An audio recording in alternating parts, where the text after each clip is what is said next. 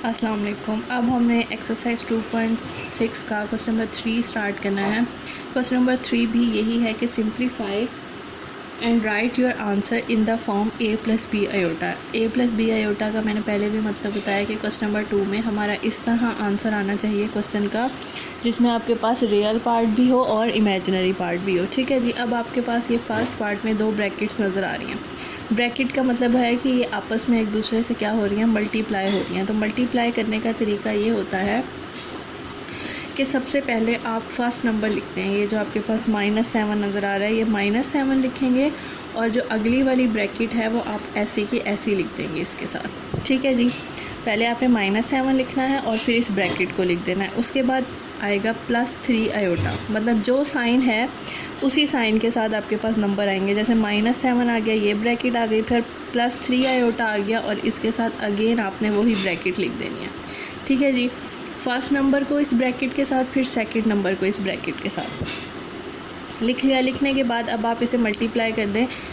देखें जी, minus minus plus 3 7 ज़ार 21। ठीक है। माइनस प्लस माइनस 7 2 ज़ार 14 आयोटा। ठीक है जी। नेक्स्ट चलते हैं, प्लस माइनस माइनस 3 3 ज़ार 9 आयोटा, प्लस प्लस 3 2 ज़ार 6 और आयोटा आपके पास जब मल्टीप्लाई होगा वो बन जाएगा iota square. 21 as it is, -14 और -9 हमारे पास होता है जी -14 और -9 -23। ये आ गया जी आपके पास -23 आयोटा, +6 ऐसे का ऐसे। और आपको ये बात पहले से पता है कि जहाँ पे आयोटा स्क्वायर होता है वहाँ पे हम वैल्यू पुट कर देते हैं -1 की। पिछले अपने क्वेश्चन में किया था 21 ऐसे का ऐसे, -23 आयोटा ऐसे का ऐसे। अब ये देखें, प्लस माइनस माइनस और 6 1 ज़ार 6।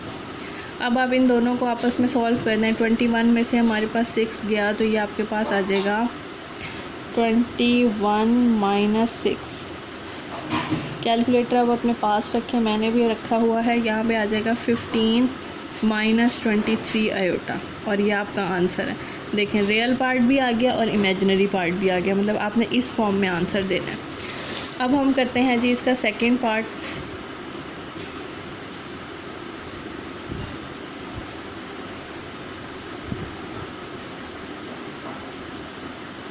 अच्छा, ये बहुत ही इम्पॉर्टेंट पार्ट है। जो जो क्वेश्चंस इम्पॉर्टेंट होते जाएंगे मैं उसके साथ लिखती जाऊंगी। ठीक है जी।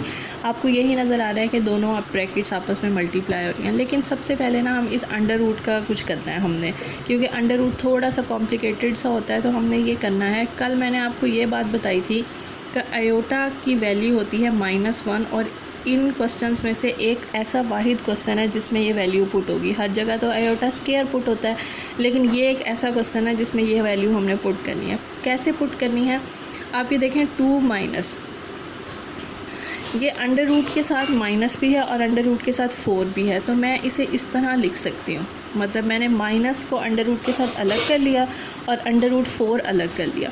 और कभी भी साइन को अकेला नहीं छोड़ते होते तो वहाँ पे 1 लगा देते हैं, क्योंकि जहाँ 1 हो या ना हो कोई फ़र्क नहीं पड़ता ना। तो दोबारा से सुन लें, मैंने अंडर रूट माइनस को अलग कर लिया और अंडर रूट 4 को अलग कर लिया और माइनस के साथ लगा दिया मैंने 1। सेम मैंने यहाँ पे भी यही करना है, अंडर रूट माइनस अलग और अंडर रूट 4 अलग, और माइनस को अकेला नहीं छोड़ते तो उसके साथ मैंने लगा दिया 1। ठीक है। करने के बाद अब आपको पता है कि अंडर रूट -1 की वैल्यू क्या होती है, आयोटा। आप इसकी जगह आयोटा लिख दें। और अंडर रूट 4 की वैल्यू होती है 2। आप कैलकुलेटर पे देख सकते हैं, अंडर रूट 4 की वैल्यू 2 होती है। Same as it is, under root -1 की वैल्यू आयोटा आ गई और अंडर रूट 4 की वैल्यू 2 आ गई। ठीक है। सिर्फ इसे सीधा करके लिख रहे हैं और कुछ नहीं कर रहे। मोस्टली आपको पता है ना कि नंबर पहले लिखा होता है और अल्फ़ाबेट बाद में, तो इसलिए मैंने इसे ना ऐसे कर दिया। अब आप इन्हें मल्टीप्लिकेशन कर सकते हैं जैसे हमने यहाँ पे की थी, 2 मल्टीप्लाई विद ब्रैकेट, इसी तरह -2 आयोटा मल्टीप्लाई विद ब्रैकेट। पहले आपने नंबर को ब्रैकेट के साथ लिख दिया, फिर सेकंड नंबर को ब्रैकेट के साथ लिख दिया। करने के बाद 2 3 ज़ार 6, 4 आयोटा। ठीक है जी। -6 आयोटा, माइनस माइनस प्लस 2 2 ज़ार 4 आयोटा का square.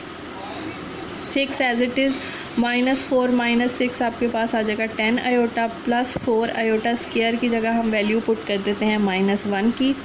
6 as it is, 10 iota as it is, plus minus -4 1 ज़ार 4।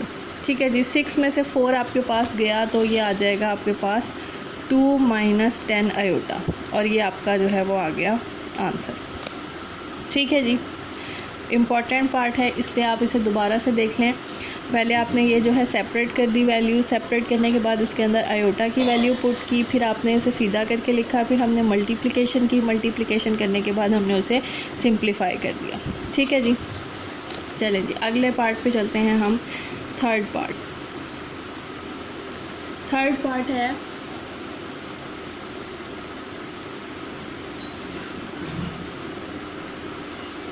√5 - 3 आयोटा का होल स्क्वायर। इस होल स्क्वायर का मतलब ये होता है कि ये जो ब्रैकेट है ना वो 2 दफ़ा है, तो हम इसे जो है ना इस तरह लिख लेते हैं √5 - 3 आयोटा और √5 - 3 आयोटा।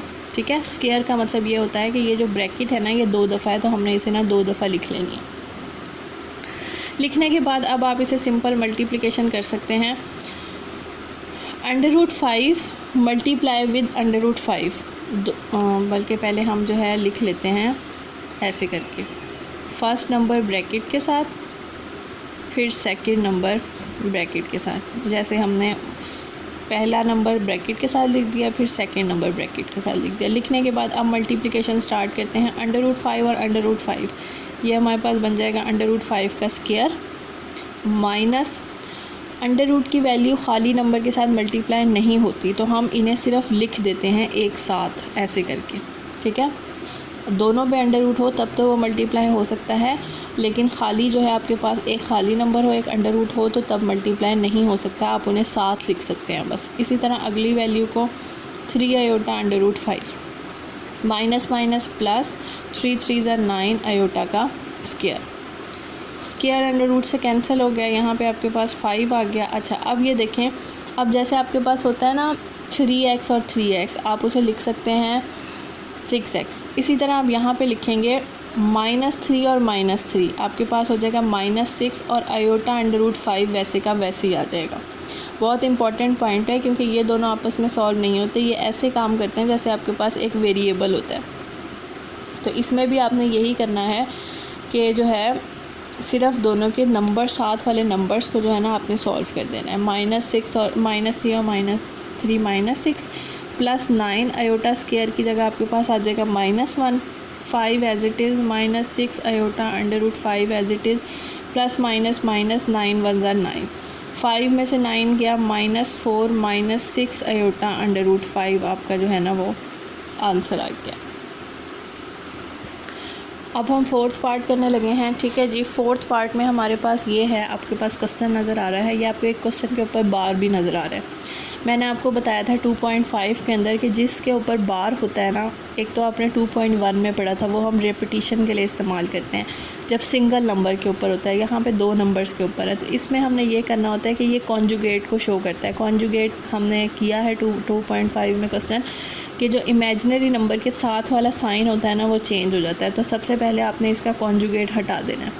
कॉन्जुगेट हटाने के लिए हमने इसका साइन चेंज कर दिया, ये बन जाएगा 3 + 2 आयोटा। ठीक है, हमने इसका कॉन्जुगेट ले लिया।